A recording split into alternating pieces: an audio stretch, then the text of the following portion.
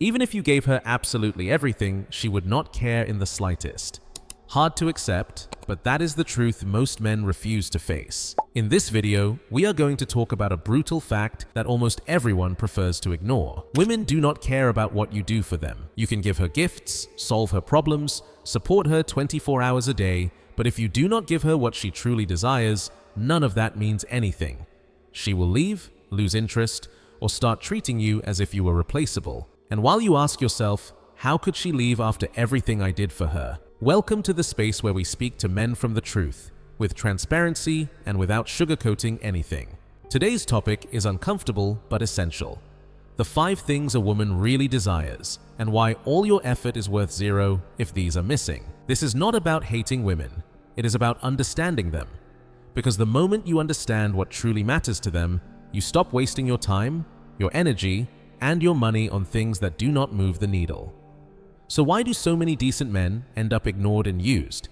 Because they believe that being kind, devoted, and generous will be enough to win them over. But attraction does not work like that. Women do not fall in love with effort, but with impact. This video is made to destroy illusions. No more assumptions, no more fantasies that being a good man will be enough. I am going to guide you step by step through the 5 essential elements that a woman truly desires in a man. And when you understand this, you will stop being overly indulgent and start to stand out. We are going to break it down step by step. Get ready to be angry at yourself, because this is the slap no one gave you. The harder you try to win her over, the faster you kill her desire for you. Yes, you text her every morning, pay for dinners, reply within seconds as if your self-esteem depended on a seen message. Do you think you are showing seriousness? She only smells need, and need does not seduce. Desire is not a merit exam, it is emotion, presence, and mystery. She does not think, he texted me twice, invited me twice, so I must like him today. That is not how it works. She is attracted to what she cannot explain, the calm of a centered man, the right amount of unpredictability. Look at the pattern. A man meets a woman and overextends himself. Gifts, Uber at her door, waterfalls of messages and instant responses. In his head, I am showing commitment. In hers, why so much so soon? What does he want? What is he missing? What is he compensating for? Now compare it to the man who does not overdo it. He shows interest without throwing himself at her. He has his own life and his own rhythm. He speaks without trying to impress her. That man intrigues. She feels something, and that feeling, not your resume of deeds, is what turns into attraction. The lesson is simple. If your effort does not move emotion, it is noise. You are not judged by how much you do, but by how she feels at your side. Do not work harder, work smarter. If effort alone were enough, all the good men would already be married. Second truth, what attracts her is emotional strength, not dependence. Most do not understand this. Women do not fall in love with the one who gives more, but with the one who makes them feel more. It is not what you give her, it is the emotional impact you leave. Many believe that with gifts, favors, and infinite availability, they will buy love or loyalty. They think, if I keep giving, one day she will see my value. The reality is, they want a healthy dynamic of emotional power, to feel your attention and your energy without controlling them completely. And most men hand over that power without even noticing. You can organize her perfect birthday, crown her as queen, and still she may feel distant. Why? Because it is not about what you give, but about how she vibrates when she is next to you. If she feels that she has all the control, your focus, your mood, your availability, she gets bored. She does not want to be worshipped, she wants to be energized. She craves the right emotional roller coaster, not the perfect carousel. Predictable is not romantic. Involving is. She wants tension, curiosity, anticipation. She wants a bond that keeps her a little on edge, not a man who competes for her approval every minute of the day. That is where most stumble. They confuse providing with satisfying emotionally. It is not the same game. You can give without being weak. You can be affectionate without being submissive. And she can feel safe with you without you handing her the steering wheel. If she learns to lean on you for everything, she gets used to it and switches off. You stop being desirable and start becoming manageable. When you lose the emotional edge, attraction melts in silence. Understand this: they desire a living connection, not good treatment on autopilot. The man who moves her on the inside is the one she returns to. Stop trying to buy what can only be obtained with real presence, emotional depth, and a dose of unpredictability. Third uncomfortable truth: the nice guy is a safety net, not the first choice. It sounds good on paper: be kind, take care, always be there. But in real life, the decent man is rarely chosen. He becomes the spare tire. He listens, comforts, waits without asking, and hopes that one day she will finally see him. Deep down, he knows he is not option number one. He is the insurance. And yes, they appreciate good men. He is so sweet. He is always there for me. Listen to what they say, while they text the one who truly moves them. That is the problem. Security and attraction do not always live in the same house. You can provide everything and still not make her feel anything. The one she fantasizes about is not the one who says yes to everything. The more predictable you are, the more invisible you become. The nice man never pulls on anything. He does not question, does not set boundaries, bends over to please, and becomes comfortable, forgettable. They do not hate kindness. They hate kindness without an edge. A doormat does not awaken desire. Think about gravity. Who feels pulled towards something that has no weight? If she can anticipate all your moves and knows you will be there no matter what, she feels no impulse. You are a guarantee, not a challenge, and no one gets excited by what is guaranteed. Women are fine antennas. They look for contrast. They want a man who gives comfort, not passivity. Kindness, not cowardice. Availability, not desperation. He has been the therapist friend to whom she confesses how badly her real boyfriend treats her. That is the trap. You become her emotional support animal, not the man she desires. Being good is fine. Erasing your standards to be liked is self-erasure. She does not keep count of your favors. She perceives your energy. If your energy is fearful, anxious, and overly compliant, you are out. The minimum is being pleasant. What distinguishes you is strength, guidance, and the ability to say, "Not like this," and walk away if necessary. Polarity creates respect, and respect is the foundation of desire. Your peace does not depend on anyone, not even her. If you wait for her approval to feel complete, you have already handed over the power. Marcus Aurelius did not beg for validation. He built himself from within in silence, without haste and without pause.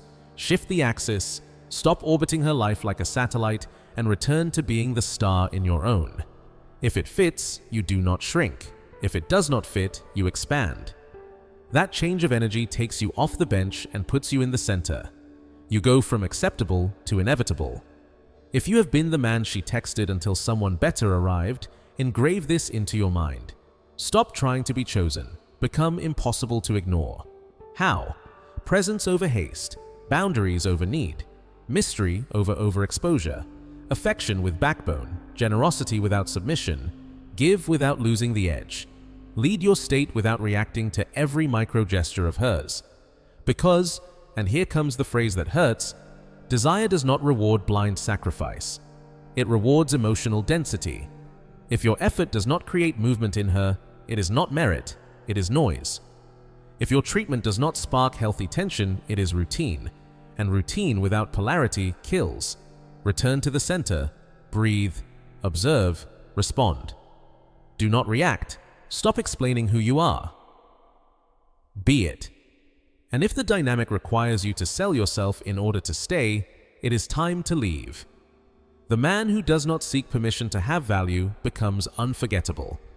Number 4. Seeking approval from her weakens you in her eyes. Let us move to this.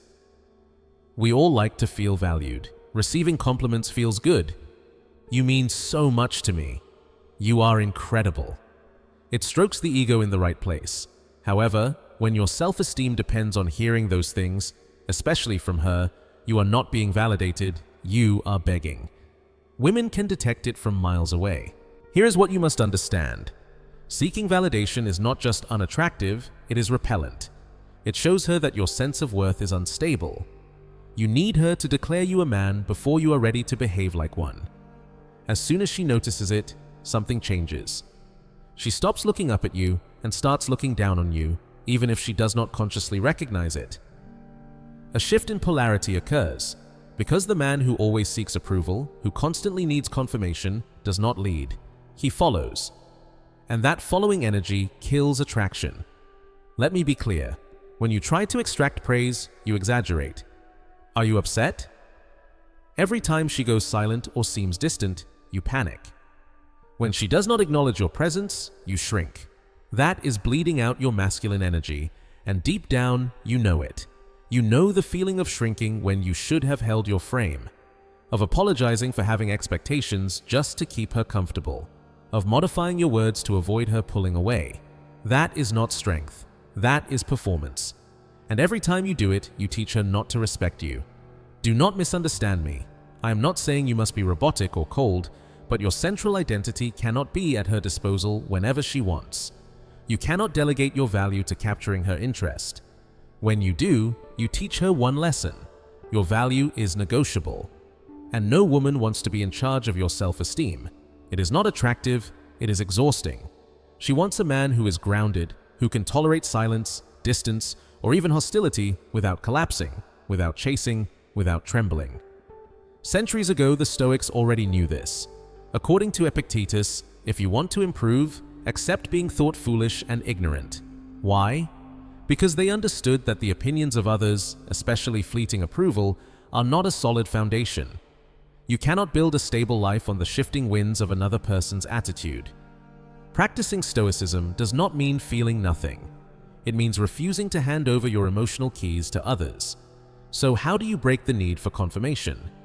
You begin by observing it.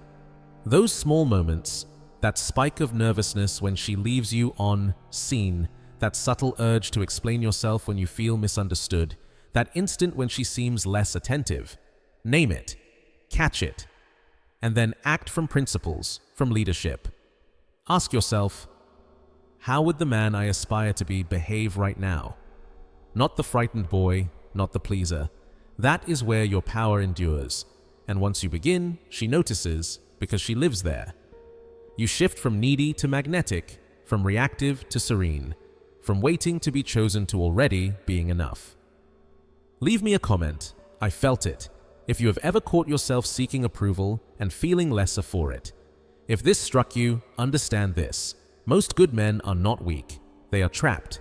They are programmed to find their identity in approval, but that programming can be repaired, replaced with calm, clarity, and self-control. If that is what you want to build, join immediately. This channel is not for passive listeners. It is for men who are done explaining themselves, done begging for attention, and are ready to accept their own presence. If you truly care about growth, join the Brotherhood. Join now to receive access to deeper instruction, dialogue, tools, and strategy. Here we publish nothing publicly, no tricks, no decorations, only men becoming unbreakable. Click subscribe. Enter now. Because you will not become strong with validation, but by building yourself from within. That will leave a mark. Number 5. Mystery is preferable to consistency. Let us accept it once and for all. If you ever thought, I just need to show her that I am reliable, or if I keep being consistent, she will notice my value, you are already playing against yourself without realizing it. Because in matters of attraction, especially with female mystery and magnetism, consistency by itself always loses. I know it sounds strange. We were taught that being reliable, accessible, and constant creates security. And yes, consistency has its place, of course. But what most ignore is that consistency without polarity becomes boring. You show up every day, you always write, you always make plans, you always give compliments, you are safe. But little by little, without her even noticing, everything becomes flat. Why? Because when she can predict everything you will do, say, or feel, she loses emotion. You do not excite her. Your presence does not stir her nervous system. It does not spark curiosity. She already knows what will happen before it happens. And desire dies before it is even born. Let us analyze. Desire needs space. It needs contrast. It needs uncertainty. I am not talking about lack of trust, but that healthy feeling of "I do not fully have him." That sensation makes her lean toward you, rethink your words, wonder what is in your mind. Consistent men do not leave that space. They overload, they over-explain, they fill everything. They leave nothing to the imagination. In contrast, the man who does not reply until he is ready, who does not overshare, who appears with his own cadence, that man creates a trail of emotional tension. And that tension is the source of magnetism. Let us be clear. Mystery does not mean manipulation. It is not faking distance or playing games to provoke. It is conserving your energy, your rhythm, your identity, not orbiting entirely around her. It is not being always available, not because you want to punish her, but because you are busy building something. It is leaving parts of yourself undisclosed, not false, simply not always exposed. The reality is, when you make a woman have to discover something, she becomes emotionally engaged. Return to your words, build the plot, the suspense, and you did nothing more than not overexpose yourself. What captivates in a good movie? Not knowing everything. The attention, the gradual revelation, the unanswered question. Women function the same way on an emotional frequency. But the nice guy puts the whole movie in the trailer. No edge, no suspense, only, "Here I am, ready for you." And that kills polarity. Mystery keeps her curious. Excessive consistency only gives her comfort, and comfort without spark is a slow death of desire. Here, stoicism is ideal. The stoic man does not act to impress. He speaks less, observes more, acts with intention, and above all, does not give explanations unless necessary. Marcus Aurelius did not write, "Make sure they understand you." He wrote, "Do not waste time debating what a good man should be." Be one. So do not destroy your edge by trying to convince. Do not sacrifice your gravity for constant visibility. The strong man knows when to be seen and when to retreat into the shadow. Leave me a comment. I felt it. If you have ever noticed how the energy changes when you stop being so accessible, now you understand. The point is not to be hard to get, but to be hard to forget. When she does not know exactly where she stands with you, but she perceives depth, security, and calm leadership, her mind spins in your favor. She replays your words, your silences, and that tension attracts her. Mystery is not hiding, it is holding. Holding power, holding space, and retaining just enough to keep her alert. Be constant in your principles, in your purpose, in your direction, but do not confuse emotional exposure with magnetism. Do not confuse intimacy with absolute availability. Mystery is your advantage. Use it and watch the result. Sixth, she desires not adoration, but challenge.